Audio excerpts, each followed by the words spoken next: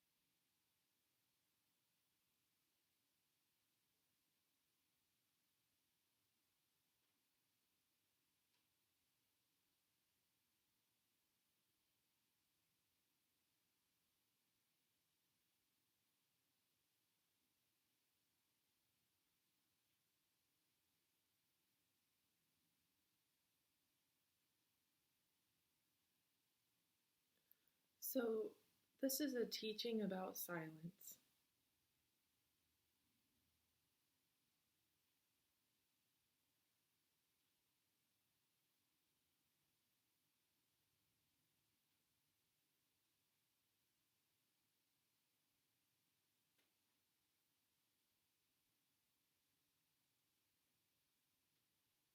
And it's very difficult to hear this teaching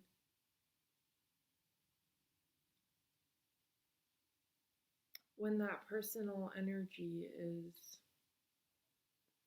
focused on the dream, when it's absorbed in appearance.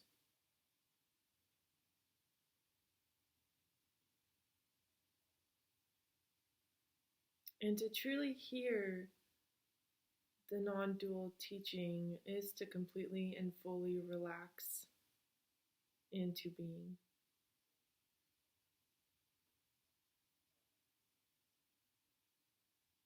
It's to disengage energetically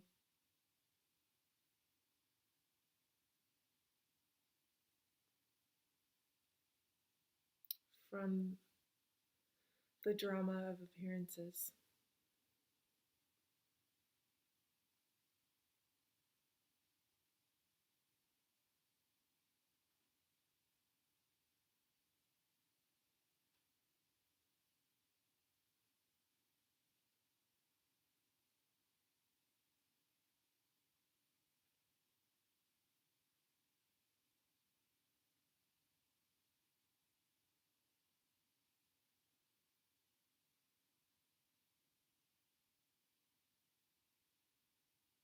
It's to return to direct experience.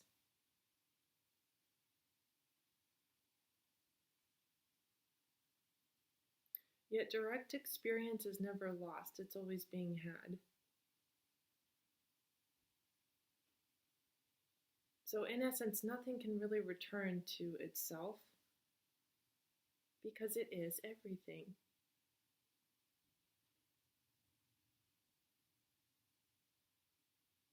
So, this is not only a message about silence, it's also a message about nothing.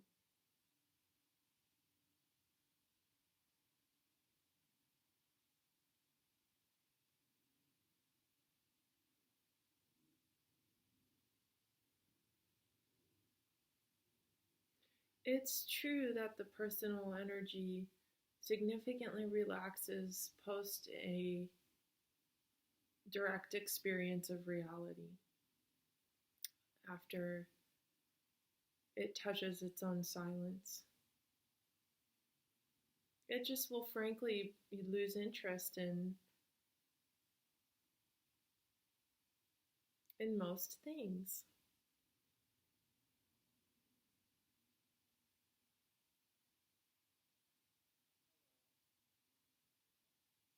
But it does not ever lose its presence with most things or any things. So, what does it mean when the barrier between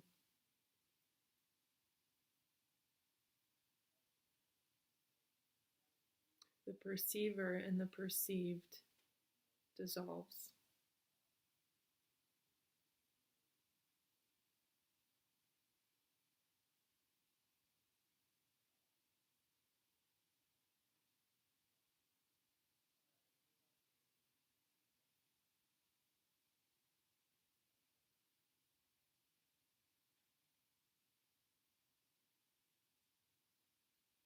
Rupert Spira gives a wonderful example experientially of this dissolution. Um,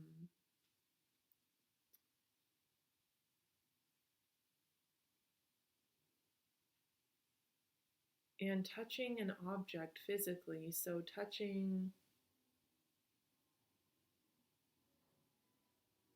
go ahead and pick up an object, whatever it is that you have lying around. So for me, it's this pen. So I'm touching this pen, I'm experiencing this pen. There's an experience of this pen happening. But at what point is this the experience of my hand?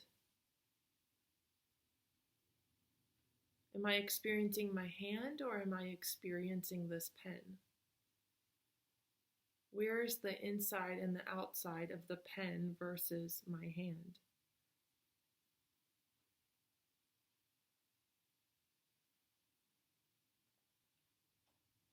And the same exercise could be applied to a disagreement that two individuals could be having. So if somebody really irks you and pisses you off, where is the boundary between your frustration and their action?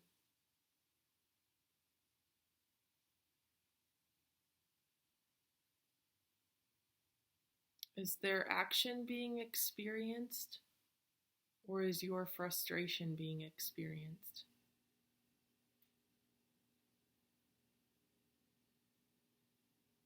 Where is the inside and the outside of that experience?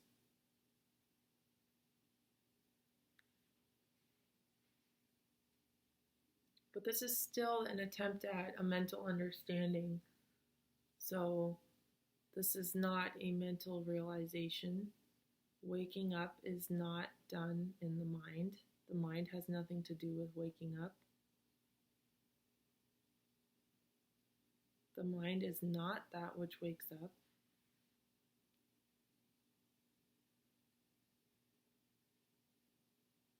Awakeness always is.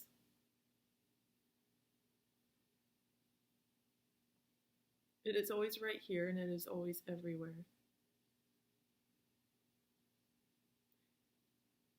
And Kate is appearing in awakeness as awakeness, speaking to awakeness. So there is no barrier between John Doe, who's listening to Kate, and Kate herself. This is one energy appearing, seemingly experiencing two.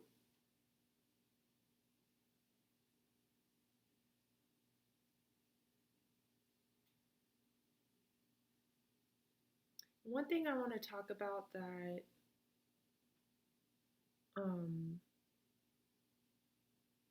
I don't think gets talked about very often in this subject is the relationship of the mind to direct experience and the grappling of the mind post an awakening.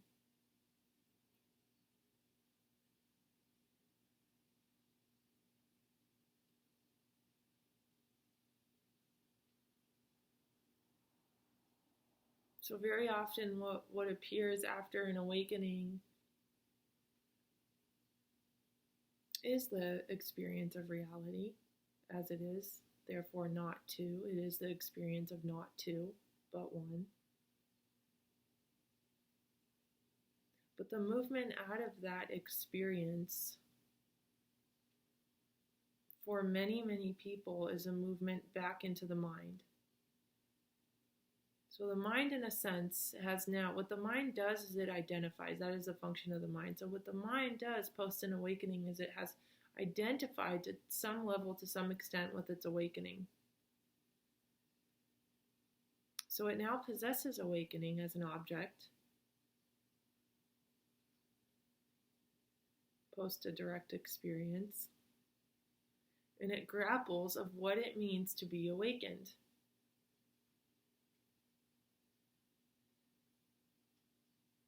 It takes this idea, it takes this concept,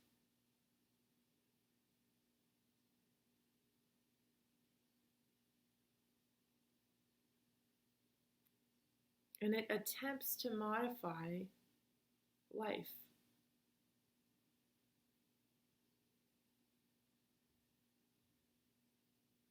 But this is all being watched. This activity of the mind and the behaviors of the mind is being watched.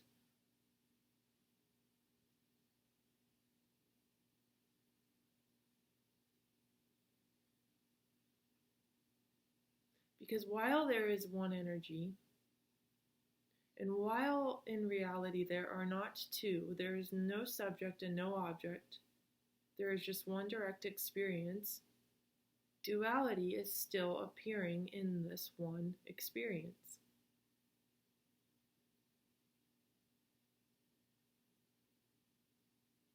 And that's a mindfuck, to put it bluntly. That's a total, the mind can't make peace with that, and it really won't make peace with that.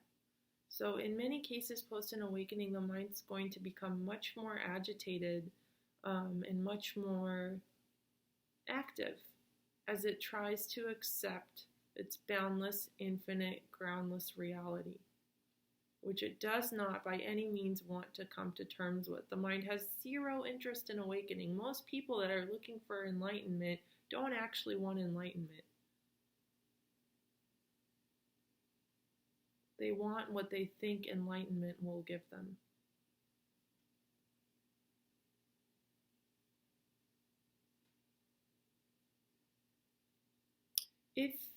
If in your point of reference there is the experience of attempting to iron out a non-dual experience,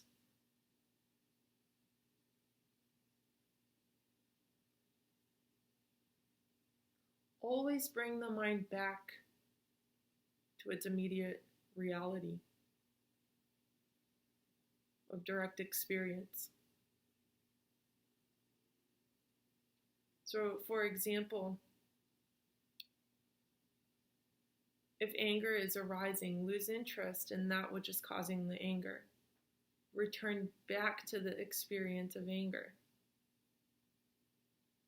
That is the direct experience, is the anger itself.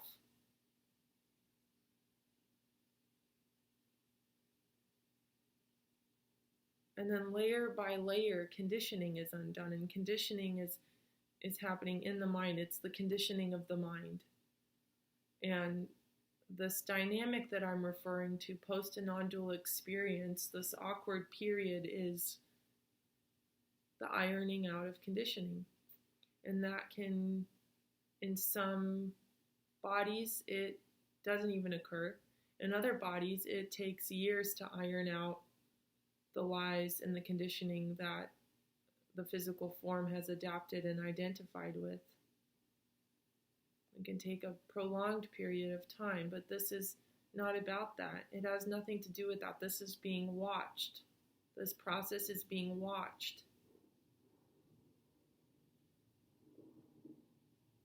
This process is being received.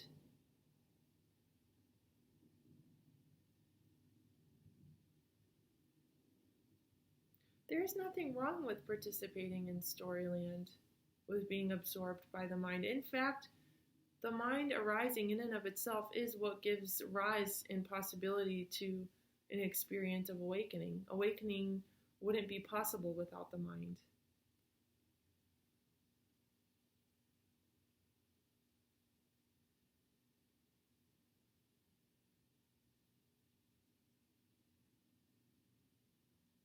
So in one sense, when someone says, I've been enlightened, or I've had an enlightened experience, that's an expression of the mind. So that if the mind's had an enlightened experience, but the mind doesn't truly exist, what is it then that's been enlightened? What is it that's had the experience? See, that's the thing. Awakeness is continually being experienced in an unbroken state of peace. And within that arises agitation, within that arises the mind, within that arises conversation, within that arises Kate and John Doe. That's being experienced. In this moment, in this point of reference, Kate's being experienced.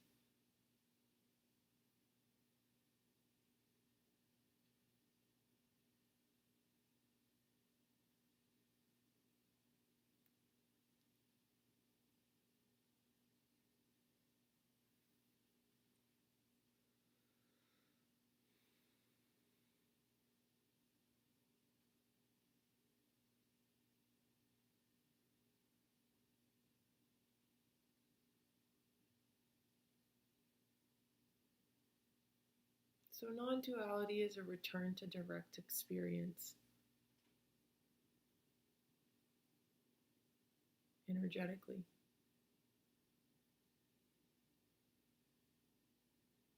And presence at first can be very uncomfortable for the mind, because the mind has spent so many years absorbed in itself that presence can bring up a lot of discomfort.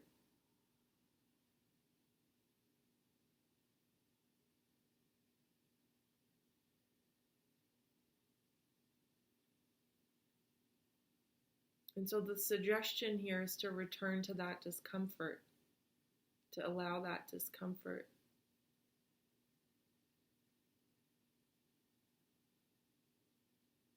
To allow that resistance towards the discomfort.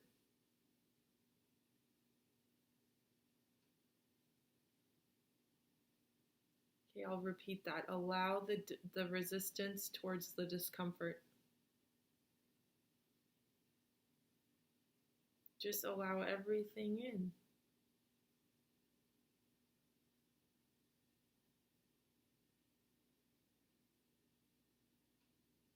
Because it's allowing itself in anyways. If you're experiencing it, what is the point of saying, I don't want this experience? Where is the point in that? Where is the problem right now? Is there a problem right now? Is there ever a problem right now? Unless someone's chopping your face off with a machete, is there a problem right now?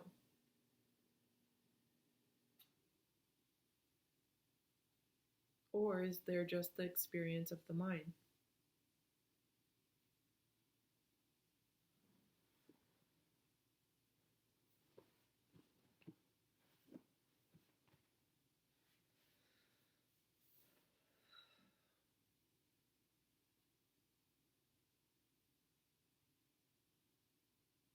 A lot of effort and a lot of energy is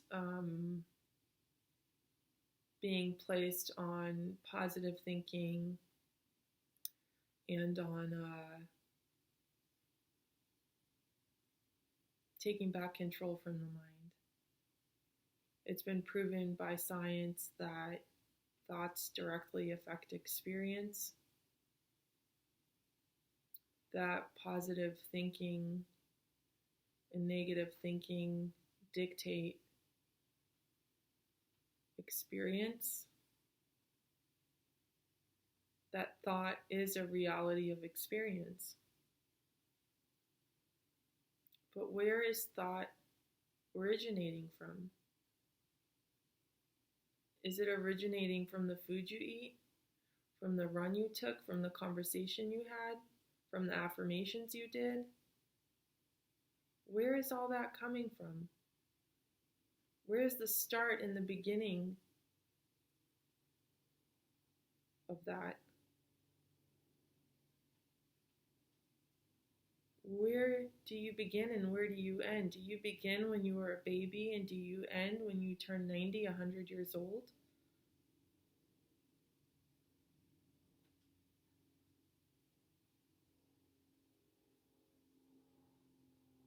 Consciousness, awareness, awakeness always is. It always is.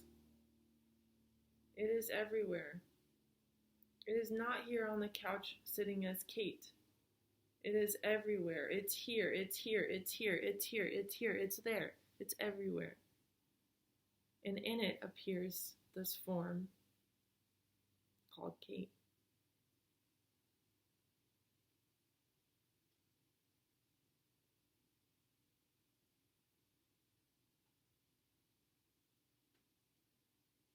So it's okay to create positive thoughts and to visualize a better reality. There's nothing wrong with doing that. But that's being experienced. This energy has no preference for anything.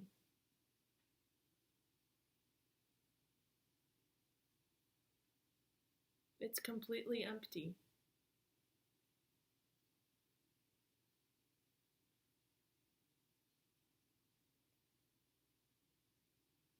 It's a completely infinite void. Everything it experiences is immediately gone. These words are gone. These thoughts are gone. The tea I had this morning, that's gone. The conversation I had this morning with my lover, that's gone. The work I did on the computer before turning my video camera on, that's gone. The conversation I just had with my mother, that's gone. Everything's continually being lost right here. Nothing can be had here. No thought can be had here. No consistent thought can be had here.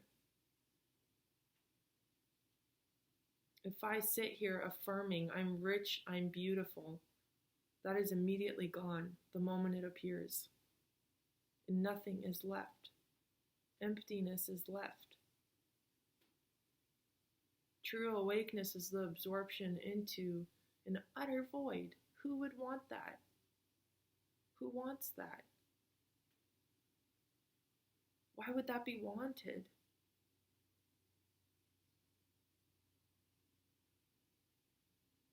The truth is always wanted. The truth is all that's ever wanted.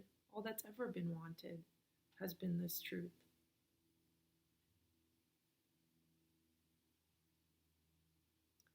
But if you are playing out a strong sense of identity, whether through work or through your family or through your partnership or through your health, whatever the drama is that's arising that is causing a strong identification, which in turn obviously means suffering, that's being experienced by no one.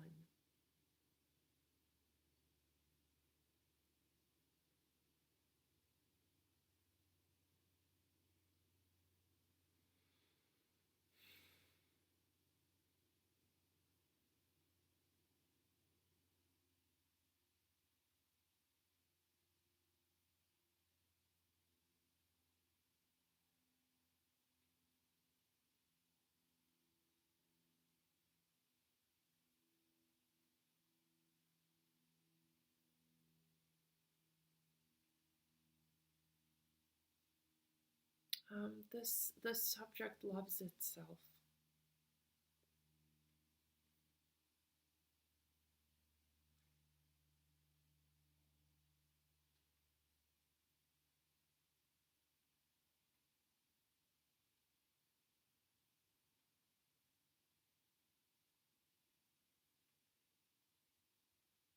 That's why it feels good to listen to it.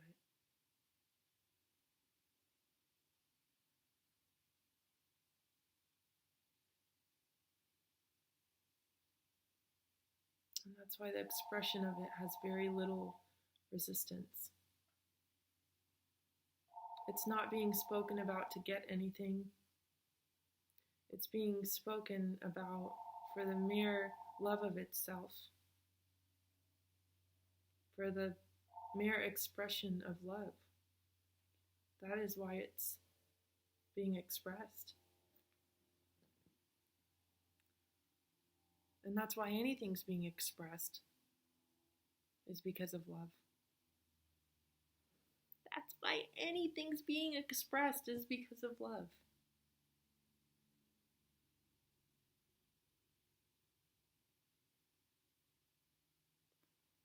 So this message is filmed about, let's see, today's the 11th, 3 days before Valentine's Day. This is a message about love.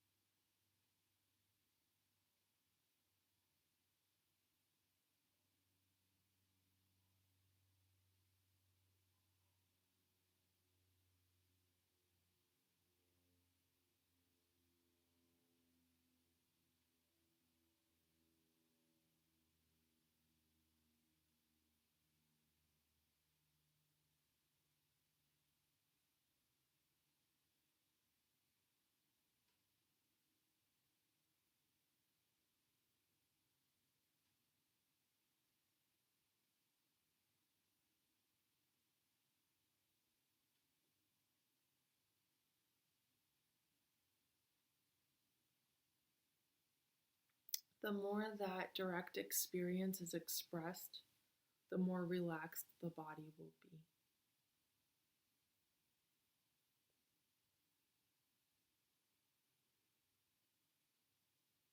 So that's why honesty,